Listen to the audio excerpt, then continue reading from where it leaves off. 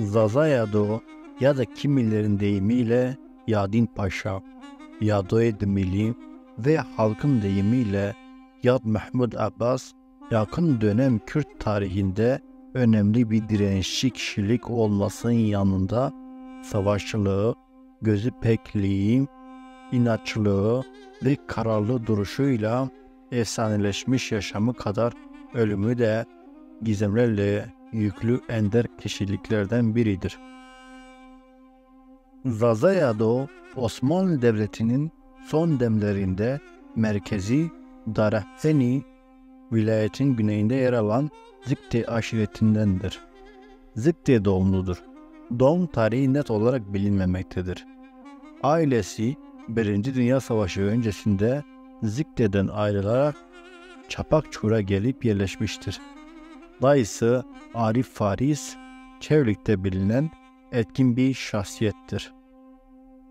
Zikte aşireti yakın dönem Kürt tarihinde önemli kişilikleri yetiştirmiş güçlü bir aşirettir. Bayreli Hacı Sadık Bek, Fakih Hasan Fehmi, Bazenanlı Ömer Ağa gibi. 1925 direnişinde aktif roller üstlenmiş olan Zikte aşireti, ayaklanma sonrasında büyük baskı ve katliamlarla karşı karşıya kalmıştır. Ya da o geçimini Çapakçur kazasının idarecileri olan Mütelliyan ailesinin yanında kançuldar yani vergi tahsildarı olarak sağlamaktaydı. Haseni Began ile birlikte bu dönemlerden başlayan ve uzun yıllara yayılacak olan yakın bir arkadaşlığı bulunuyordu. Yağda küçük yaşlarda medrese eğitimi almıştır. 1926 yılında şehit edilen dayısı Arif Faris'in himayesinde gözü pekliği ve dürüstlüğüyle nam salarak büyümüştür. Çapakçur ve Daraheni'nin asi doğal şartları ve toplumsal ortamında kişilik gelişimini tamamlar. Nispeten aşiret baskısının hafiflediği kent ortamında aile ve kabile hukukuna göre yaşamın şekillendiği bir ortamda büyür. Bir yandan Osmanlı devlet bürokrasisini temsilen yer alan kimi yöneticiler, bir yandan giderek gelişen Çapakçur millerinin otoritesi, diğer yandan ise şeyhlerin adalet ve hak hukuk talep eden tarikatların etkisi içinde kendi kişilik gelişimini sağlar. Zazayado, aşiret ilişkilerinden kopup kent ortamında bağımlılık ilişkilerini reddederek gelişen ve bunu yaparken de dağılan Osmanlı'nın yıkıntılarında kendi halkının özgürlük arayışını taşıyan yurtseverlik duygularını giderek geliştirir. Osmanlı son yıllarında İstanbul merkezli Kürdistan Teali Cemiyeti'nin etkileri Çapakçur'da etkisini göstermeye başlamıştır. Bir yandan Bitlis'te gelişen ve karga pazarlı Meleselim'in yer aldığı ayaklanma, diğer yandan da Tayyip Ali ve Sadiye Talha'nın etkileri düşünsel etki alanları içindedir. Zazayado yaşamında 2 evliliği gerçekleştirir. İlk eşi Rabia Hanım ve ikinci eşi Teli Hanım'dır. Teli Hanım ile evliliği ayaklanma sonrası gerçekleşmiştir. 1. Dünya Savaşı'nda Rus ordusunun işgaline karşı oluşturulan milis alayında dayısı olan Muhammed Faris ile birlikte Kena Silahlı Şeyh Şerif komutasında görev alır. Rus ordularının Ağaççuk Çoban Taşı hattında durdurulmasında en etkili güç olan bu milis alaylarında gözü pekliliği, kahramanlıkları ve atikliğiyle göz doldurur. Büyük başarılarıyla nam salar. Burada Ruslara esir düşer. Ancak Rus askerlerin dalgınlıklarından faydalanarak kaçıp Şeyh Şerif'in milis alayına tekrar katılır. Şeyh Şerif 1925 direnişinde Elazığ cephesinde de Yadin Paşa'ya komutanlık yapacak ve Yado kendisinin en büyük yardımcılarından biri olacaktır. 1. Dünya Savaşı sonrasında tahsildar olarak Çapakçur'da çalışırken Haseni Began ile Mütelliyanlar arasındaki bir çatışmada taraf olur. ve firari durumuna düşer. Bu, merkezi Osmanlı otoritesinin bölgedeki temsilcileri ile yaşadığı ilk çatışmadır. Bu arada 1925 direnişi başlar. Zazayado 1925 direnişinin ilk günlerinde ayaklanmaya katılım gösterir. El-Aziz cephesinde yer alır. Şeyh Şerif'in komuta ettiği bu cephede ön saflarda yer alır. El-Aziz cephesinin kimi yağma ve provokasyon olayları sonucu çöküntüye uğraması üzerine geri çekilmede Şeyh Şerif ile yolları ayrılır. Şeyh Şerif geri çekildiği mekanda bir ihanet sonucu tutuklanıp Ahmet'e götürülürken Zazayado çatışa dağlara çekilir. Bu çatışmaların en şiddetlerinden birisi Gazi geçidinde Mendo Vadisi'nde yaşanır. Üzerlerine gelen askeri birlikleri durdurup dağıtan Zazayado ve arkadaşları Palo Ovası'na gelen Okçuyanlı Necip Ağa komutasındaki işbirlikçilerin saldırısına karşı tutunamaz.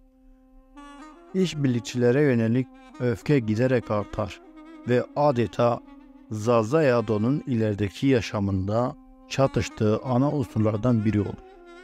Ziverli Şahin Cundun deyimi adeta sloganları olur.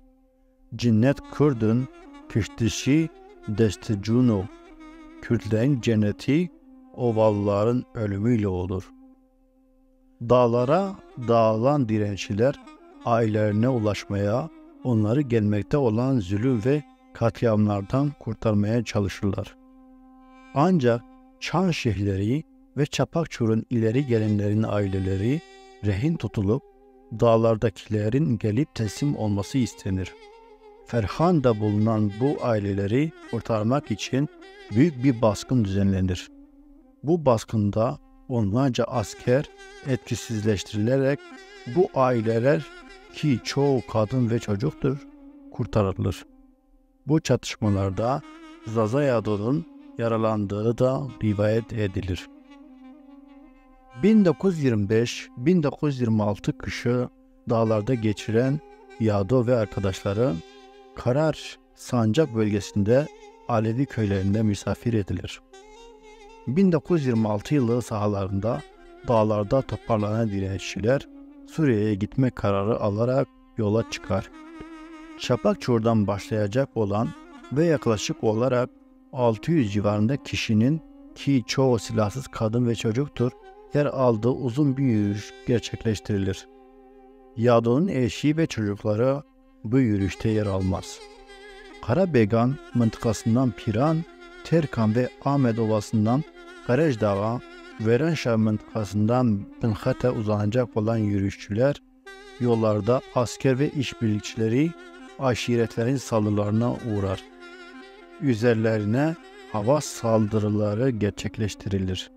Bu saldırılarda bir savaş uçağı da düşürülür. Onlarca kayıp veren direnişçilerin elici kısmı sınırı geçmeyi başarır. Zazayado burada Hoybun çatışmalarına dahil olur. Hoybun üyeleriyle çekilen fotoğrafları bu döneme ait. Bunlardan Kamuran Ali Bedirhan 1938 yılında Herbert Oarteli ile birlikte Almanca yazılıp Türkçe'ye Yado Kürdistan Kartalı olarak çevirisi yapılan kitabı yazacaktır. Zazayado, sürgün ve ilticacı pozisyonuna son vererek 1927 yılında Azizanlı Sedye Talha ile birlikte Çevlik'e geri döner.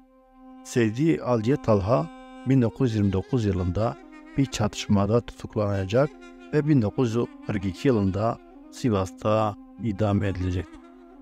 Dağlarda direniş birlikleri oluşturarak kalır.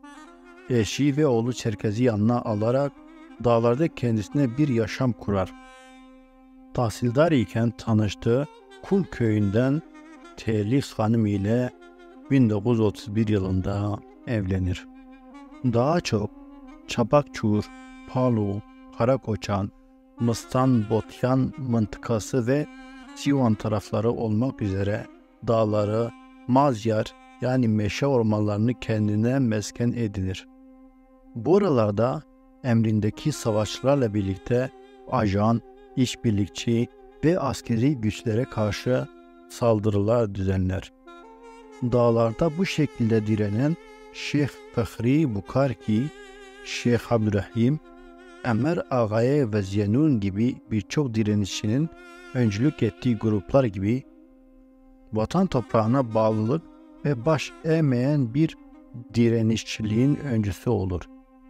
Sık sık uğradığı Çapakçur'un Hırpet'e doğru çıkışında yer alan çeşme günümüzde Çıreyat Yazı Çeşmesi olarak bilinir. Çıkan af yasalarından faydalanmayı kesin olarak reddeden Yado, tahminen 1933 afından sonra Rabia Hanım'ı Çapakçur'a gönderir. Rabia Hanım ve oğlu Çerkez 1934 sonu ya da 35 başlarında tutuklanıp sürgüne gönderilir.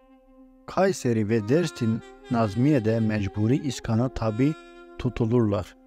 Kayseri'deyken askerlerin "Yaşa Mustafa Kemal Paşa" sloganlarını duyan 9-10 yaşlarındaki oğlu Çerkez etrafını topladığı çocuklara "Yaşa yaşa Yazin Paşa" sloganları attırır. Bunu duyan görevli subay, bu çocuk büyüyünce başımıza çok iş açacak diyecektir. Nitekim 3 yıl sonra Dersim Nazmiye'ye, oradan da 3 yıl sonra Dersim'e sürgün edilir. Burada oğlu bir asker tarafından katledilir. Toplam 10 yıl kadar buralarda kalan Rabia Hanım daha sonra Çevlik'e geri döner. Şarge köyünde bir evlilik gerçekleştirip çoluk çocuğu karışır. Diğer eşi Teli Hanım ise 1936 yılında vefatına kadar Zazayadu ile birlikte dağlarda savaştığı bilinmektedir. Darhani'ye bağlı olan Ulyan köyünde işbirlikçileriyle aralarında bir çatışma çıkar ve Teli yaralanır. Özellikle iki kardeşin işbirlikçi çete olarak varlığı öne çıkar. Zazayadu'dan esir düşmemek için kendisini öldürmesini ister. Ama bunu yapamayacak kadar Teli'yi sevmektedir. Ancak Teli ele geçerse tecavüze uğrayacağına, büyük zulümlerle karşılaşacağına inanmaktadır. Bu yüzden Teli'nin vurulması için yanlarında olan Teli'nin akrabası Mehev'de onu öldürmesi için talimat verir. Teli vurulur. Teli orada köylüler tarafından defnedilir. Bulunduğu yer Tırbe Teli olarak bilinmektedir. Zazayadu ve arkadaşları buradan ayrılsalar da düşman takibi sürer. Çatışma çıkar ve Zazayadu her iki ayağından yararlanır. Kendisine ölmüş havası verir. Bulunduğu yere iyice yaklaşan iki işbirlikçi çete ve 4 arkadaşı öldürür. Ancak bulunduğu yer açık alandadır ve uzaktan yoğun ateş altına alınır. Ya da o burada yaşamını yitirir. Cenazesi orada defnedilir. Ancak yeri bilinmemektedir. Yaygın anlatı bu şekildedir. Ancak Teli Hanım ve Zazayadu'nun akıbetleriyle ilgili dilden dile dolaşan farklı rivayetler de mevcut. Özellikle Zazayadu'nun mezar yerinin bilinmemesi, öldüğüne dair resmi bir kaydın bulunmaması, onun efsaneleşmesini birçok farklı anlatının ortaya çıkması beraberinde getirmiştir. Ya da özellikle Çevlik Zazaları içinde dilden dile anlatılan direnişçiliği, kahramanlığı, keskin nişancılığı, ihanete karşı yılmaz savaşçılığı ve köklü yurtseverliği ile anlatılmaktadır. Günümüze gelindiğinde efsanevi kişiliğiyle halkın hafızasında yerini almıştır. Seslendiren Heyecan Giyan. Özgürpolitika.com'dan alınmıştır.